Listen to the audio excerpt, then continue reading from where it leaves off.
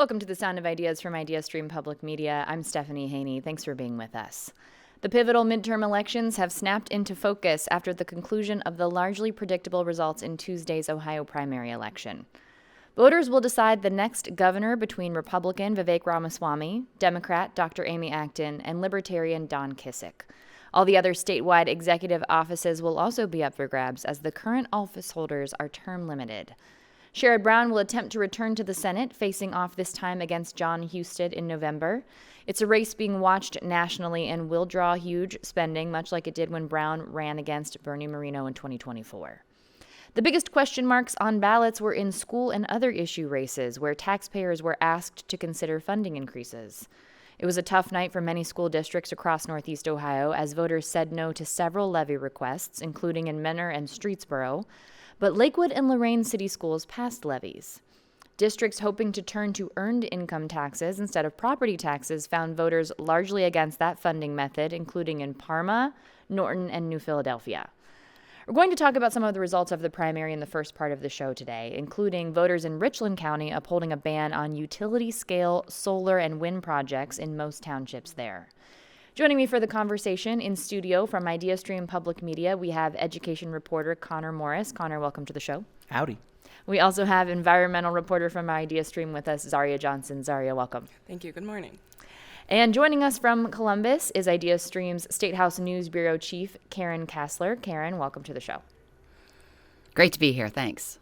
If you've got questions about the primary results, now's the time to get in on the conversation. You can give us a call at 866-578-0903. You can also send us an email at soi@ideastream.org, or you can message us on Instagram at The Sound of Ideas.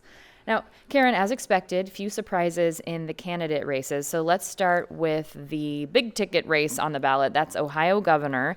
It will be Vivek Ramaswamy against Dr. Amy Acton, with challenger Don Kissick as well in the mix there. That's a Republican, Democrat, and Libertarian, respectively. What do you expect to see from the campaigns now, Karen? Well, I think we've already seen a preview of some of what's ahead. I mean, Republicans were pretty aggressive in already going after Amy Acton for her role in decision-making during the COVID pandemic when she was Ohio Department of Health director, calling her Dr. Lockdown, really pushing on that. Now, what's been interesting is that there have been some stories that have surfaced about Vivek Ramaswamy and some of the things that he was doing with his biotech company and things during the pandemic. There was a report about how a data mining organization that he was involved with had talked about maybe coming up with a registry that would track people's immunity from COVID and maybe suggest segregating people who were not immune. So some of this has been kind of interesting, but I think we're going to see a lot more of these kinds of things. And I think the candidates are now going to really start to kind of crystallize their messages. I mean, Ramaswamy's message has been really direct from the beginning on he's going to eliminate the income tax, lower property taxes, or pull them back to pre-COVID levels. And we're going to hear more about that. But again, he has not been very clear on how he would pay for that. And then on the other side, you've got Amy Acton talking about affordability, tax cuts for working families, child care subsidies, assuming medical debt. And all these cost money, too, and she hasn't been very clear on how she'll pay for that. So those are the questions that we go into this with.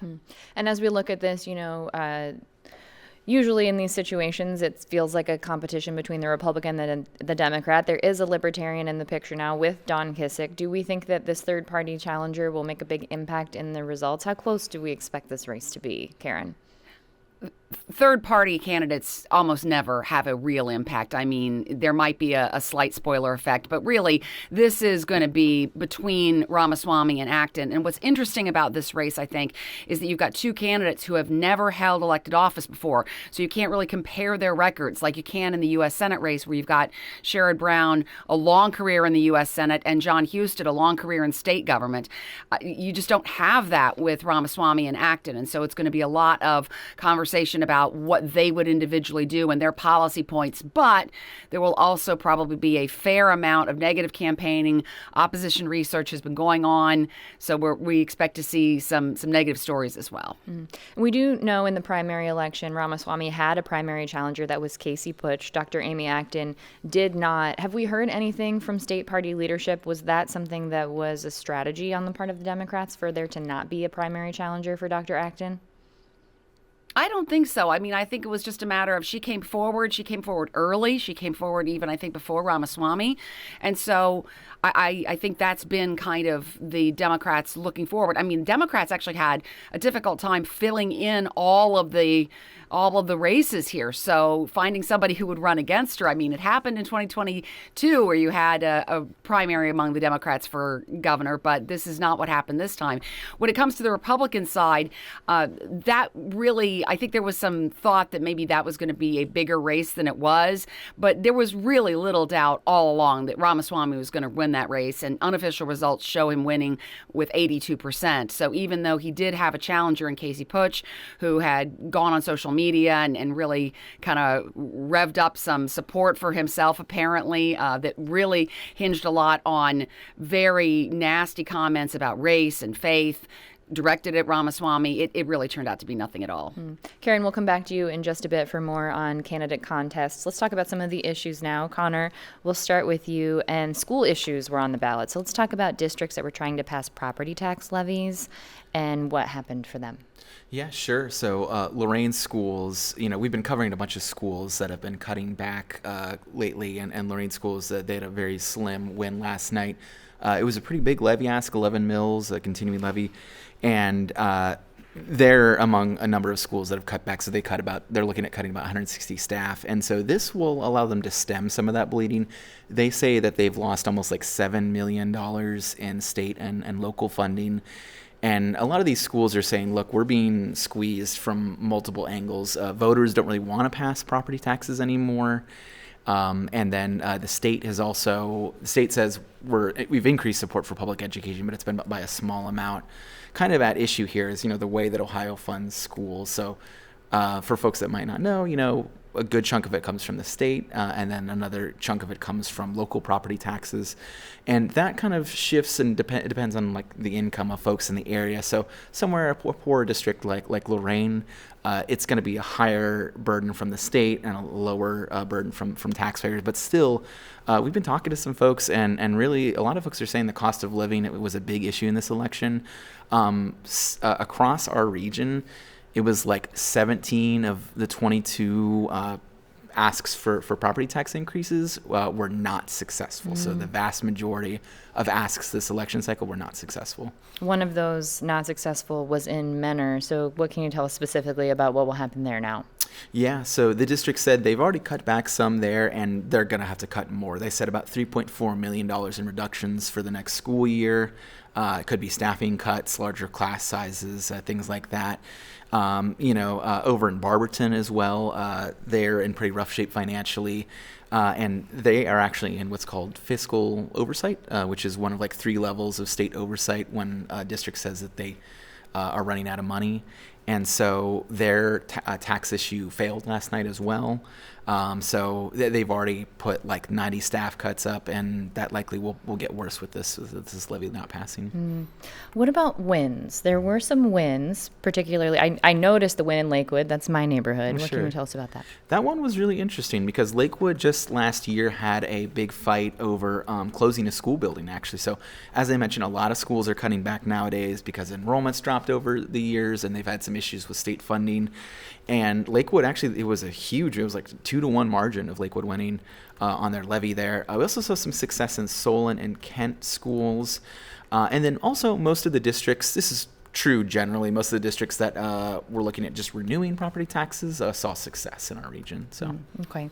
Let's talk about an energy issue now. Zaria, in Richland County, voters there decided on a referendum about whether to keep a ban on large-scale solar and wind farm projects. This was in unincorporated areas. it appears that ban will stay in place. Tell us how that worked out. Yeah, it was a pretty tight margin. Even watching the results come in, I was kind of at the edge of my seat. But the ban moves forward with just under 53% of voters voting in favor, and this ban will be in effect in 11 of Richland County's townships. That includes Blooming Grove, Franklin, Jackson, Jefferson, Mifflin, Monroe, Perry, Plymouth, Sharon, Troy, and Weller townships. So essentially, these major large-scale wind and solar projects just can't be developed in those townships in particular, but any other townships and municipalities in the county will be unaffected by the ban moving forward. Okay, so the ban will move forward. People said that were in support of the ban that it was about preserving farmland. Right. What did the people who did not support the ban say? Yeah, they essentially said that they're concerned about government overreach, and they would prefer, I guess, to approve or deny these projects on a case-by-case basis. They're worried about this ban sort of blocking economic development in the county. It's interesting, though, the renewable energy side, the climate change side, I guess, isn't really weighing into the opposition. It's more so we want to have a say in what's happening in these townships. Okay. How did this even get on the ballot? Why the pushback? Yeah, so there's Senate Bill 52 passed a few years ago, and that essentially allows county commissioners to ban renewable energy developments in unincorporated areas of their county. But at the same time, it allows residents to push back and petition to vote on the issue before it can move forward. And so that's essentially what we saw. Richland County residents petitioned, they got the issue on the ballot, they were able to vote on it, and then by that slim margin, the ban moved forward anyway. Okay. If you're just joining us here on The Sound of Ideas, we are talking about Ohio's primary election, with the polls wrapping up yesterday, and what we can expect from candidate races, and also what we saw in issues that were on the ballot across Ohio's 88 counties. If you want to join this conversation, the number is 866-578-0903. You can also send us an email at soi@ideastream.org, or you can send us a message on Instagram at The Sound of Ideas. Connor, let's go back to schools now, and there's been some fatigue over property taxes. This is a conversation that is happening. There is a push to try and get a complete ban of property taxes on the ballot in November. We have seen that's not necessarily likely to get on the ballot, but some districts instead tried to get people on board with income tax issues. How did that strategy play out? Very poorly for those schools. Just one of 11 attempts at getting income taxes passed by schools last night were successful. And this is a real roadblock for a lot of these schools, because in some places like Parma, they saw that income tax go down by about 20 percentage points last night. So again, we need to be careful, because it's a primary election. There's like 20% voter turnout in a lot of these counties, so it's a small number of people. But still, if folks aren't going to support income taxes, and they're hearing that people are really tired of supporting more property taxes for schools, then where does that leave them?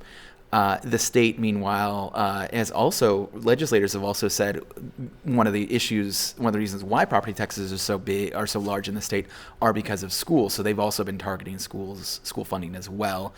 So what we're going to probably see is more schools contracting, laying off, potentially closing buildings, ending programs. A tax levy over in Streetsboro, it wasn't an income tax levy, but that failed last night as well. And they say we're going to have to cut JV sports and some arts extracurriculars and things like that, which will affect education there at that district. But back on the topic of income taxes, historically, we've seen it's like a 50-50 or so in the past in Ohio of folks supporting versus not supporting state or school income taxes. But generally, they fared much poorer last night. We also saw an income tax go down in New Philadelphia schools over in Tuscarawas. And so basically every single one outside of over in Wickliffe failed last night. So again, that's going to put districts in a tough spot. At the same time, there's this broader conversation going on about school funding in Ohio. Districts are saying, look, the state is also diverting money into private school vouchers, about $1 billion a year or more, and they've filed a suit against the state for that funding. So they are kind of in a contentious relationship with the state when it comes to school funding. We talk about the historically low voter turnout in primary elections, Connor. So for these many schools that had these issues fail, what's the strategy there now? Do they try and get this on the ballot in November, or do they just move forward, as is? Yeah, it's going to be a mix. Probably a lot of schools, they're going to be cutting back to show voters, hey, we are being responsible, on top of probably putting something else on the ballot in November. So we're going to have to take a look at Parma and some of the other schools. And Parma and some schools like them in suburbs where they are mixed politically, mixed income level, sometimes a little bit higher income level. Levies don't always do so well in those districts. In Parma, they haven't had a new levy passed in about 15 years. Actually, Lorraine, I saw a stat last night. Looks like Lorraine schools hadn't had a new levy passed in terms of new money since like the 90s, early 90s, I guess. So it's an interesting time for school funding in Ohio in general. We did get a question in from Daryl in Euclid. Daryl wants to know what was the turnout. I don't know if we have those numbers at our fingertips here. We I've got that number. Look them up. I've got that number. Thank you, Karen. Please jump in. What's the number? I've got that number. It's about 22.5%, which is not unexpected for a primary. I think a lot of people might have thought there would be a bigger turnout because you did have the primary for governor on the Republican side, and just some interest in the U.S. Senate race, of course. But that's pretty typical. Turnout in some rural counties was in the high teens. So it's not unexpected, and I think that really kind of goes to Connor's point about, when you put levies on the ballot and the turnout is low, this is, there's concern about whether it should go back before a larger group of voters maybe. Mm-hmm. Yeah, we've been actually heard from Geauga County's auditor, Chuck Walder, recently. He was saying, some schools actually benefit from putting a levy on in a lower turnout election. And I've talked to him about this before as well. He said, it might be there might be a change needed at the state level, actually, where you need a higher threshold to pass a levy if it's lower turnout. Meanwhile, schools are saying, look, some of these schools are putting it on every single election because they say the way that the state funds us is not fair. We also need to mention, the way that schools are funded was declared unconstitutional several times in the late 90s and early 2000s. And a lot of folks argue, well, the state's never really fixed it, that we've got this fair school funding plan right now, which Karen and I have done a lot of reporting on, of course, but school districts are saying the costs that the state is using for that are old, from 2022 or 2021 time period. And so they say we're not being fairly funded. In Cleveland's case, they just had a whole bunch of layoffs they announced. They say they're missing out on like more than $100 million or so in funding. Okay. All right, let's talk about a transportation issue that was on the ballot now. Zaria, the Stark Area Regional Transit Authority, SARTA, wanted voters to approve a sales tax increase to support services. So what happened there? Yeah, so this levy would have increased SARTA's current 0.25% sales tax by another 0.1%. But this levy failed by another slim margin. It was just over 51.5% of voters voted against it. So it's off the table, at least this time around, for SARTA. What were they hoping to do had it passed? Yeah, so SARTA had their own round of service cuts last year. I think it was in February, due to rising operating costs. And so funds from this levy would have supported reinstating some of that service, maybe increasing service overall, and replacing some of the oldest buses in their fleet. I think the oldest buses are about 9 years old.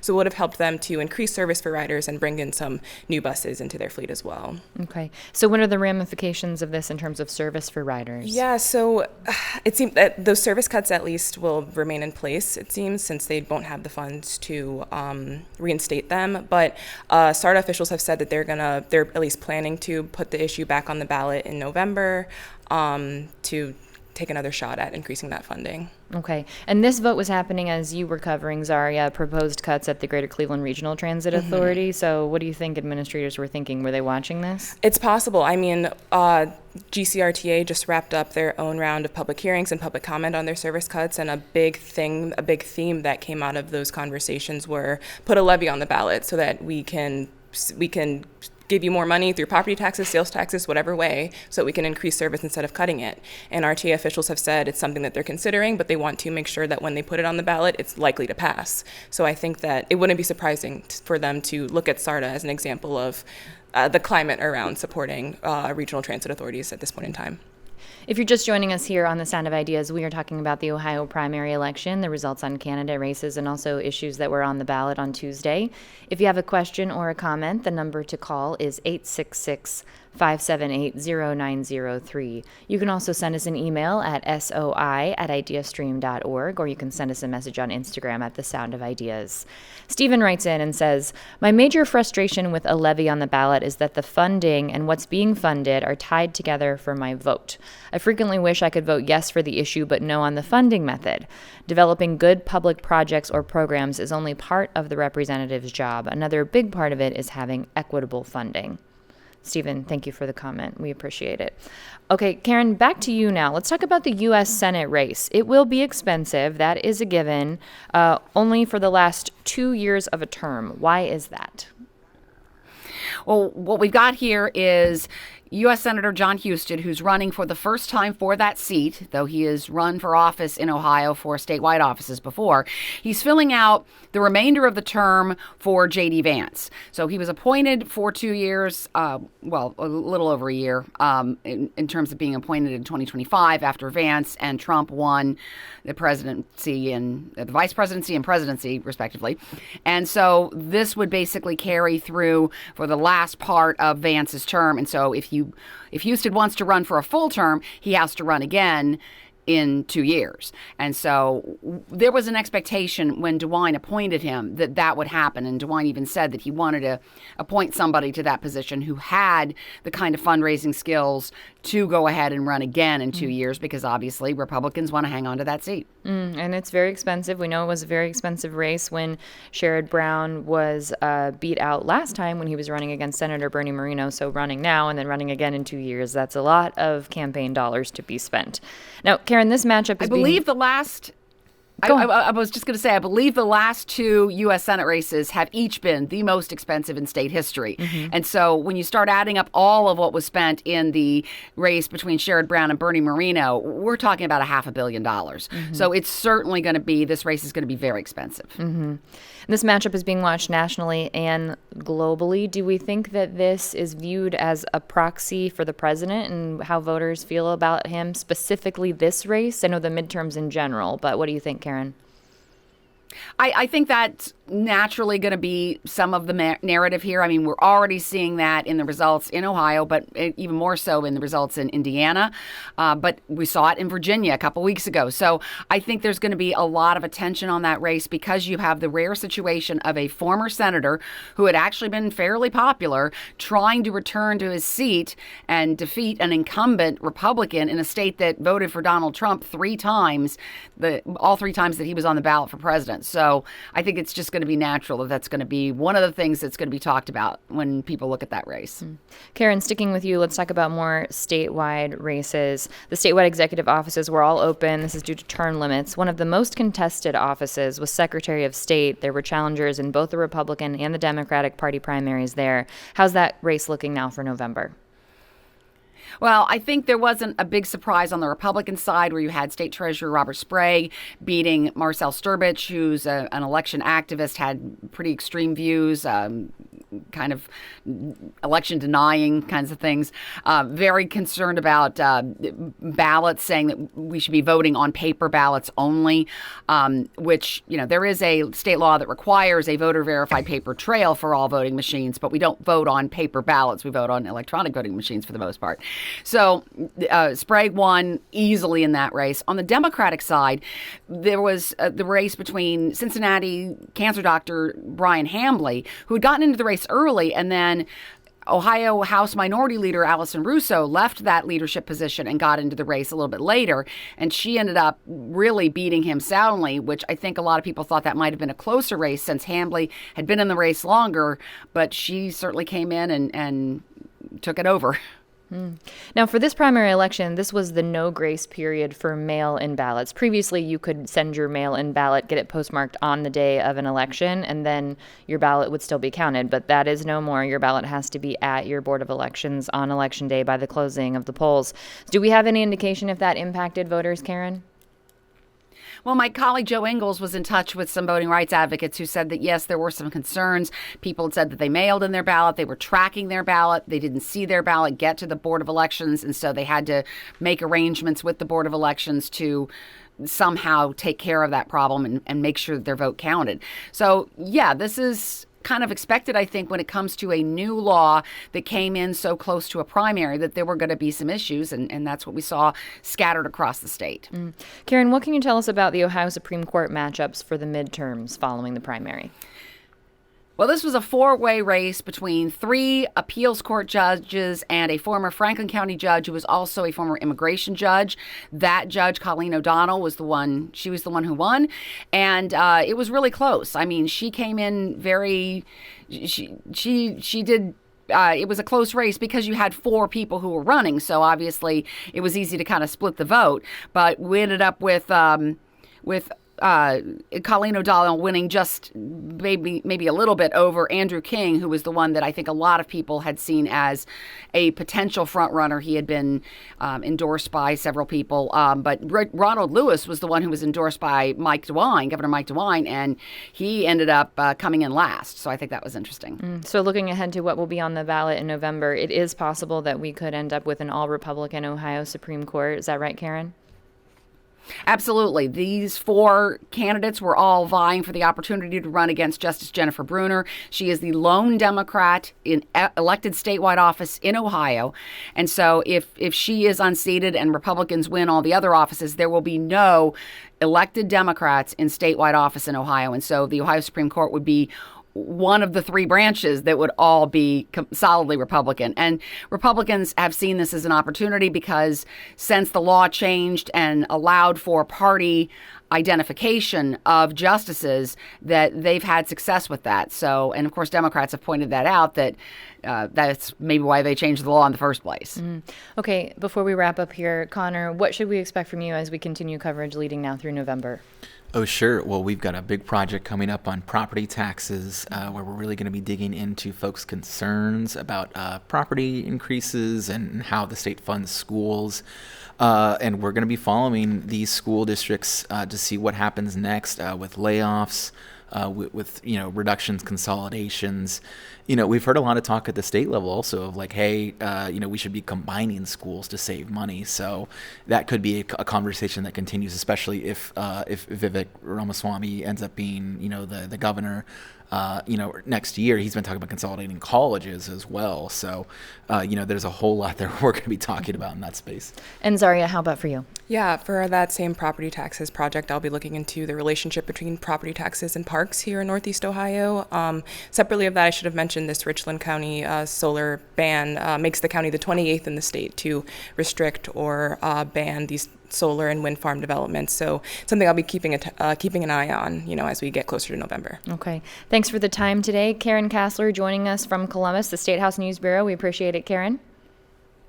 Absolutely. Thanks. And here in the studio, Zaria Johnson and Connor Morris with IdeaStream Public Media. I appreciate it. Thanks for being here. Thanks, Stephanie. We'll take a quick break now, and when we come back, we'll hear about this year's Anisfield Wolf Book Award honorees. This is The Sound of Ideas. I'm Stephanie Haney. Stay with us.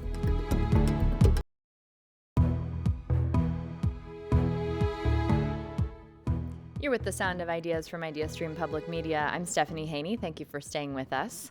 The Anisfield Wolf Book Awards started in Cleveland 91 years ago. It recognizes books that address racism and diversity, selected for recognition by a panel of judges. And the 2026 honorees have been officially announced. This year's class is made up of 4 debut authors, exclusively new literary voices that represent a global perspective. We recently talked with Courtney Morrow, program director of the Anisfield Wolf Book Awards, about this year's class of authors being honored. This conversation is pre-recorded, so we can't take your calls right now, but feel free to email us at soi@ideastream.org or send us a message on Instagram at The Sound of Ideas. Now here's my conversation with Courtney. First of all, Courtney, how rare is it to have a group of winners where every writer is new to the literary scene? Extremely rare. This is a landmark year for the prize. I would say Anisfield Wolf always prizes itself on catching authors early on in their career. An example would be Colson Whitehead was awarded the Anisfield Wolf Book Award for his second book.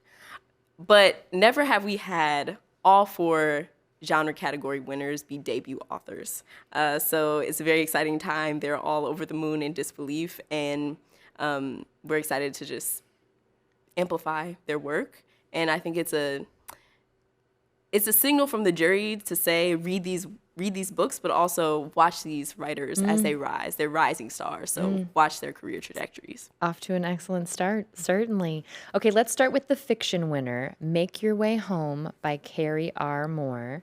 This is a collection of short stories, so tell us, why did this make it into the winner's circle?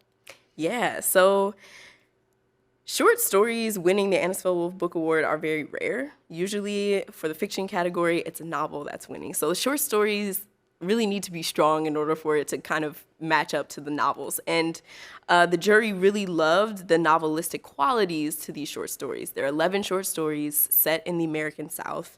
They're beautifully lush, written across several different states. And Carrie R. Moore is writing these complicated characters who are grappling with home and belonging and finding a sense of place and security amidst landscapes that are not always secure. And I think this collection subtly hints at these historical legacies. The backdrop across all 11 is the American South in a changing landscape.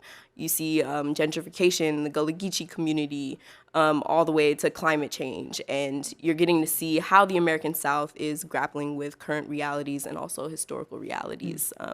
And I would say this is a great summer read. You can kind of read it with a group and debate over which short story is your favorite. Here's a little note from Anisfield Wolf juror and acclaimed novelist Peter Ho Davies. This is what was said there. This is the debut of a preternaturally mature artist. The story is so richly realized, their characters so deeply known that they feel novelistic in their depth and resonance, which I think speaks to what you were saying there about the rarity of this fiction winner not being a novel, that these short stories were so beautiful, so rich, so in-depth that they felt novelistic to this particular jurist. Exactly, and usually short story collections are kind of short, maybe like 200 pages. This one stretches, and so I think that's also how you get that novelistic sensibility. Okay, Courtney, in the poetry category, tell us about Death Does Not End at the Sea. This is by Benga Adesina.